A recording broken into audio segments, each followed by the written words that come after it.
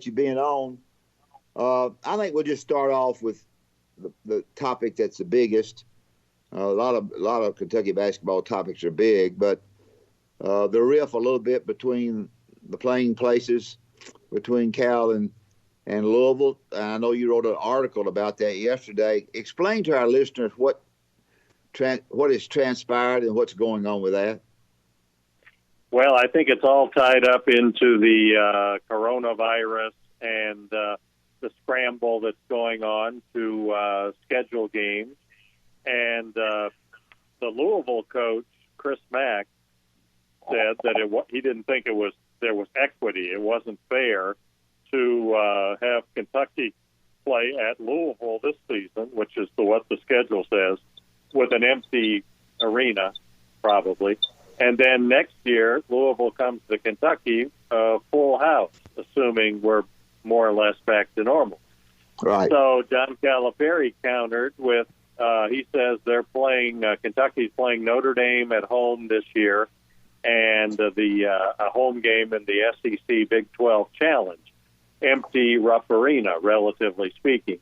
And then next year, he implied that Kentucky would go to Notre Dame and go to a Big 12 school with a full arena, theoretically. Right. So, okay, what are we going to do? Louisville wanted, the Louisville coach suggested a neutral site, and Calipari for this year. Calipari didn't go for that. And the Louisville coach also pointed out that Louisville's supposed to go to Cincinnati this year, empty arena, and then Cincinnati plays at Louisville next season, the following season, and full house. So that's not fair, and Louisville made an adjustment for Cincinnati. So anyway, to cut to the chase, the Louisville coach put out a video Tuesday, I believe it was, 2-minute video. It's kind of tongue-in-cheek was the way it was received, a lot of sarcasm, basically saying he would want to do whatever is best for John Calipari. And John Calipari then tweeted in response something like, we'll see you on December 26th, which is the date Kentucky prefers. The interesting thing to me, and I wonder what you guys think of this, and the Louisville coach in the video he put out said that Kentucky people called ESPN and tried to get ESPN to change dates for change a date for a league game that Louisville had in December to clear that space so Kentucky could play them on that date. And that struck me as a little odd that another school would try to influence a school's schedule. Yeah, Kentucky trying to call ESPN to affect Louisville's schedule, right? Right. Now I called I couldn't get any response from ESPN, but I called. So was your article a little bit negative towards Cal?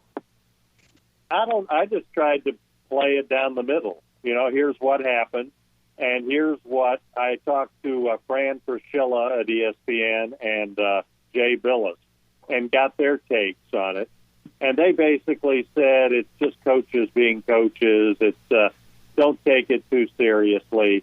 It's just sort of back and forth. They're both sort of, this is according to the ESPN guys, they're both kind of playing to their fan bases.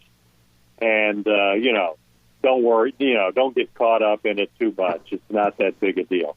That was their we're talking with Jerry Tipton. I talked to a couple coaches yesterday, and I guess it depends on which school you're at as to what you think is fair. If I'm in Kentucky, I'm just saying, hey, look, I didn't bring on the pandemic. It is what it is. It's like, suck it up. It's not our fault.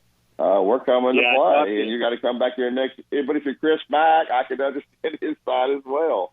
Hey, let's play it on neutral toward you. I don't want to. Yeah. So basically, but I think it's kind of Chris Mack also showing his Louisville fan that he's going to stand up to the almighty John Calipari. It's not just going to give in to him. But I think that happens a little bit with Alabama. Everybody kind of bows to Nick Saban or whatever, and you got to stand up to these guys and and bring them to your level, right? So I think the Louisville fan base probably loved what Chris Mack did, didn't they, Jerry? Yeah, I would imagine. I haven't talked to anybody, but it was either Jay Billis or Fran Priscilla, one or maybe both of them said this, what you just said, that Chris Mack is, appealing, stoking his fans. I'm going to stand up for you. I'm not going to just roll over. And Jan Calipari, of course, he's wanting what he wants. And one of them, and I think it was Jay Billis, said that they both, like you said, they both have good points. There's not equity. It's not going to be fair for Louisville, but it's the world we live in. And John Calipari's point is valid, that it's sort of the way Jay Billis said, it's like golf. You got to play your ball where it lays. And so it just is what it is. So I think Chris Mack, the Louisville coach, also pointed out that they went back and forth about the date. They had an original date of December 12th. And Kentucky was supposed to play in London, England, against Michigan on the 6th. And John Calipari thought the 12th was too soon after the 6th when you throw in the travel. And Chris Mack's point was that game in London was canceled because of the pandemic. So why can't we just go ahead and play on the 12th? So, there you are. What kind of basketball team will Kentucky have this time, Jerry? Well, we think a lot has to do with a transfer from Wake Forest, Olivier Sarr. He's a big guy, about 6'11", and he is the 7-footer. I'm sorry, and he is really the only big guy, especially experienced big guy, that they have. So we're waiting on his eligibility, and because as a transfer, normally you would have to sit out a season. Kentucky's asked for a waiver. Dick Vitale said that the NCAA granted it, but we haven't heard. Kentucky hasn't acknowledged this, and the NCAA hasn't. And I didn't realize there's also an SEC rule about if you have less than 2 years of eligibility left, you have to sit out unless you get a waiver from the league. So we're still waiting on that also. But otherwise, they only have one veteran guy, Keon Brooks, a guy that averaged about 5 points a game last year as a freshman. And the rest of the team essentially is freshmen. And they do have another transfer, Davian Mintz, a guard from Creighton, who is a guy that would give them some experience in the backcourt. Otherwise, all freshmen, and by Kentucky standards, relatively small. Okay. We're talking with Jerry Tipton up in Lexington, Kentucky. Jerry, I think the SEC, Alabama, has recruited really well. They had a point guard from Villanova sitting out, and they've gotten Petty and Herb Jones to come back, and they Shackelford, who was one of the best freshmen in the SEC. So I think the tide is on the rise. I think Tennessee's on the rise there with Rick Barnes is recruiting well. Arkansas seems to be recruiting well. We know what Auburn's done in the recruiting. So I think SEC basketball could possibly climb back to where maybe it was in the 80s, Jerry, with just about every team having a lot of talent. It should be a very interesting season, shouldn't it? Well, I hope you're right, because I thought the 80s were like the golden era of basketball, where covering Kentucky, everywhere they went, in pretty much every game was competitive and a lot of basketball drama, which I like. By the way, I talked to Ben Howland, the Mississippi State coach, a week or two ago, and asked him about, I know it's extremely early, but how he sized up the SEC race. And he mentioned Alabama right off the bat and said that, like you just said, that they got a lot of guys back. And he also pointed out that in second year of the system, they should be more comfortable playing the way Nate Oates wants them to play. So he mentioned Alabama, and he, of course, also mentioned Kentucky. Sure. This bubble, the Kentucky players, Jerry, have been amazing. And I know now it brings out the conversation about that. Now we're talking about before you got on about Coach Cal now only winning one, I guess, national championship there at Kentucky because all these guys are playing so great.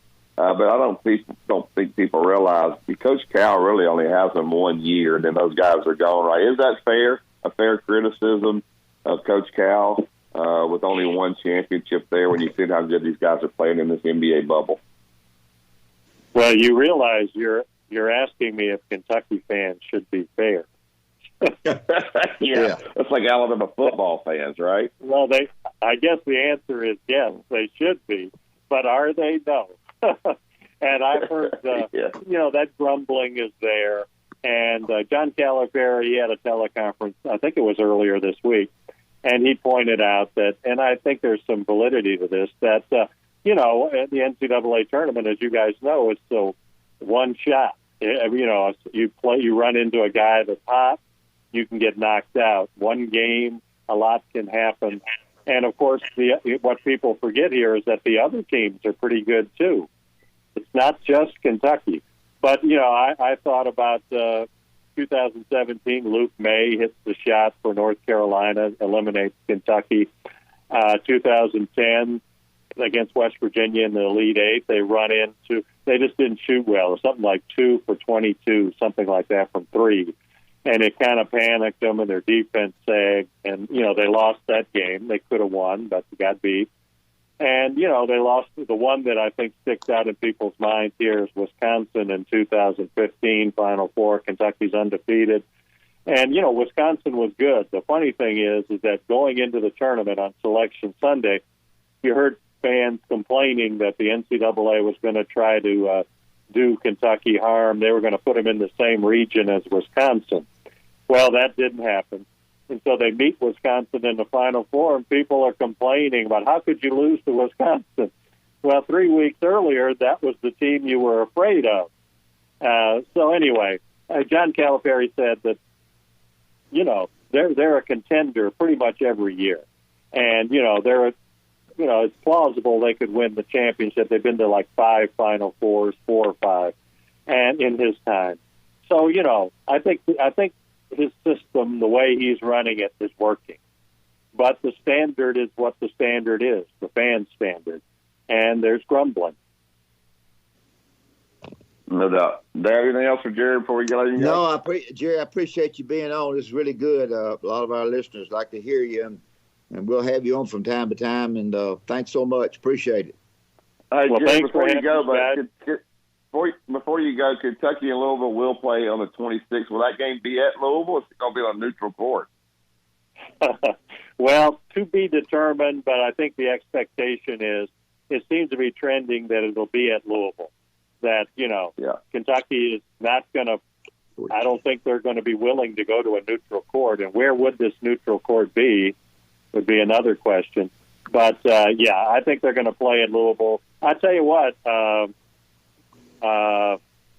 Fraschilla had an interesting idea. He was like Solomon. He said, why not you don't play this year and then play home and home next year with full houses at both places. And the point he made, which is interesting to me and I think valid, the economies of businesses around each city, especially on the day or weekend of the game, I'm sure they do a lot of business. Well, this year it'll be heard in Louisville. If there's no crowd. So next year have the financial bonus of drawing fans to both places. I don't think that's going to happen, but I thought it was a nice compromise idea. Yeah, especially if you don't have to coach the game, then it is a great idea by Fran Fraschilla. Jerry, great stuff as always. Thank you, Jerry. We look forward to talking to you when his season gets here. Thank you. My pleasure. Take care, guys. Okay.